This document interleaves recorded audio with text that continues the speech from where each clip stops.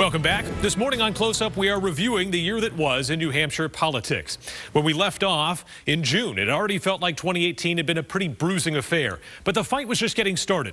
We'll pick things back up in the dog days of summer. As summer 2018 heated up, so did New Hampshire politics. Efforts to stymie potential internet sales tax collections in New Hampshire were derailed by a coalition of conservatives and progressives in the New Hampshire House, leaving state senators stunned. Then you take all of that work and you throw it aside and say, if it isn't my way, it's the highway. That's totally unacceptable. Granite State Democrats looking for a fighter to take on President Donald Trump got a chance to check out pugnacious attorney Michael Avenatti, whose candidacy ultimately flamed out after a domestic violence-related arrest later in the year. There's one thing I can promise you. Donald Trump doesn't want to debate me on a national stage. That's for sure. There's no question about that. Why is that? Well, because I think he's a bully, and I think he doesn't like people that punch back. In the 1st Congressional District Republican primary, candidate Andy Sanborn faced questions as the Attorney General's office released its interviews from an investigation into a workplace incident involving an inappropriate comment he allegedly made to a State House intern back in 2013. Have I been known to be a little crass? I mean, look, I own a sports bar. Revelations from the earlier investigation prompted Sanborn's opponent, Eddie Edwards, to take a stand. He said he wouldn't endorse Sanborn if the Bedford State Senator won their primary race, and he refused to sign a GOP pledge to that effect, instead walking out of a debate. I've been in plenty of debates with Senator Sanborn, and now, because he's losing on every single principle, every single one, now the party is going to get with him and try to force me to sign a pledge? That's ridiculous. I'm pledging my loyalty to the voters of this state. That's what I'm pledging my loyalty to. In August, Granite Staters mourned the passing of Arizona Senator John McCain, the winner of 2 New Hampshire primaries. Several local friends attended his funerals. I saw families there that waited in line an hour, 2 hours, and again, 105-degree heat, and they'd have small children with them, like 2, 3 years old babies. And I asked a few of them, why are you bringing your kids? They're so young, they will probably never remember this. And almost uniformly, they said they wanted to pay their respects, but they wanted their children to be able to one day say they were in the presence of a hero. Back at the State House, news of domestic violence charges filed against Senate Democratic leader Jeff Woodburn sent shockwaves through New Hampshire politics. Investigators said the senator hit and bit his alleged victim. 4 counts of simple assault, 2 counts of the crime of domestic violence, 2 counts of criminal mischief, and 1 count of criminal trespass. Woodburn, who is fighting the charges, maintained his re-election bid and was soundly defeated in November.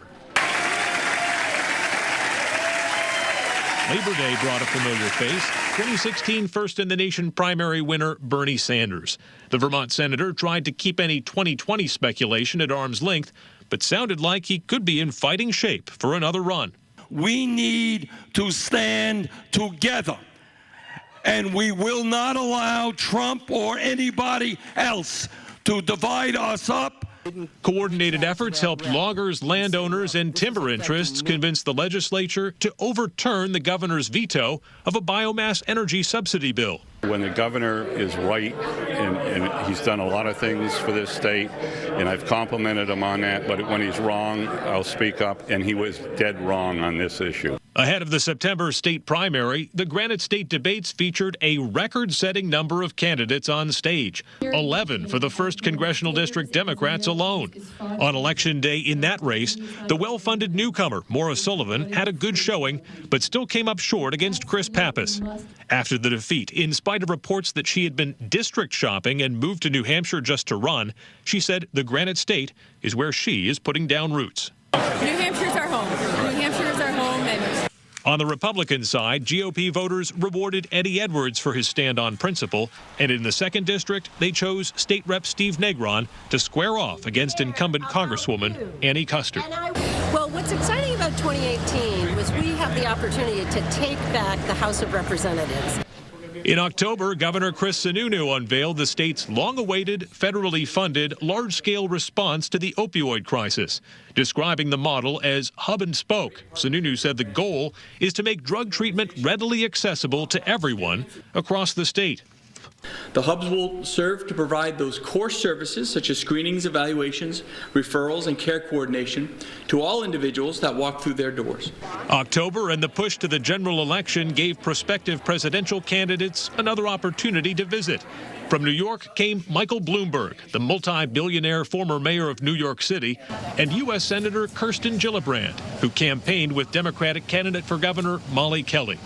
They brushed off talk of 2020, but on a visit to Nashua, Julian Castro, the Secretary of Housing and Urban Development under President Barack Obama, said he's taking a very serious look at a campaign for the White House.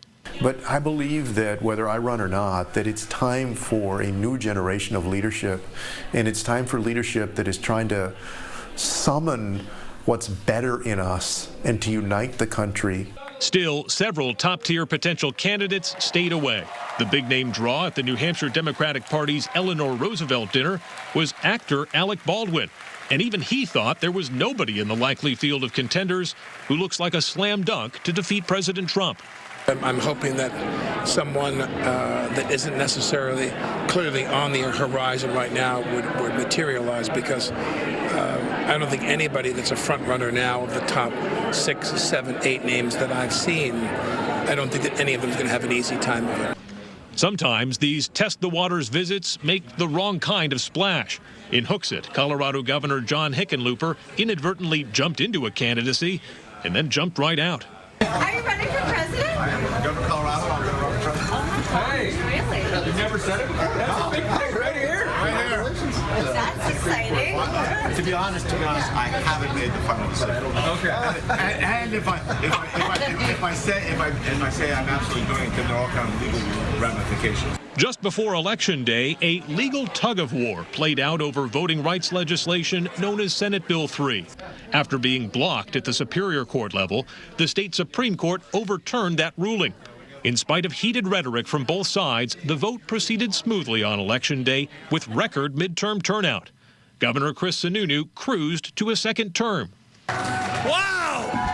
You guys excited? You should be! And Chris Pappas made history as the first openly gay Granite Stater elected to Congress. A blue wave swept Democrats into power at the State House, taking over both the House and Senate. Representative Steve Shurtleff claimed the Speaker's gavel, and Senator Donna Soucy became Senate President, touting an opportunity agenda. Opportunity for job training, opportunity for quality education, opportunity to access affordable health care, the opportunity to grow a stronger family where we address issues like paid family medical leave. The rank and file at the State House got a little younger and a bit more diverse. It's nice to have people that are so excited to get involved and not give up. I think that some people that have been in office a really long time are kind of a little disillusioned, and you know, for us to come in, maybe we can revive the older people. The midterm results potentially opened the door for a primary challenge to President Trump within his own party. But when Ohio Governor John Kasich made his second visit of the year to New Hampshire, he was clearly on the fence. He did leave the door open, though, to a potential campaign as a conservative independent, saying there are a lot of moderate voters out there dissatisfied with both parties. But if you have this big ocean in the middle, there's perhaps a chance for something that's unique in American political history. But I'm not sure about it. Post-election, Senator Cory Booker also drew national attention on his first visit. I love the ideals of rugged individualism and self-reliance in our country, but rugged individualism didn't get us to the moon, didn't map the human genome. We are a nation that's great because of our ability to work together. There was no U.S. Senate race this year, but Maggie Hassan and Jeanne Shaheen stayed busy. Senator Hassan introduced legislation to combat surprise emergency room medical bills. We need to take the consumers out of it. This is something that people don't have any control over. Senator Shaheen played a key role in expediting a Purple Heart for a World War II veteran wounded in battle who never received his medal. But he's a great example of the greatest generation, too. You know, they fought in World War II, they came home, they started families, they built this country to what it is today. December delivered perhaps the biggest political story of 2018. 42-year incumbent Secretary of State Bill Gardner fending off a challenge from Colin Van Osteren. In a stunning development on the first ballot, Gardner came out ahead, 208 to 207, but it wasn't enough. The winner needed 50% plus one of the assembled House and Senate, or 209 votes, a one-vote margin, falling one vote short. But Gardner met the threshold on a second ballot, winning 209 to 205. Van Osteren came to his office to congratulate him in person.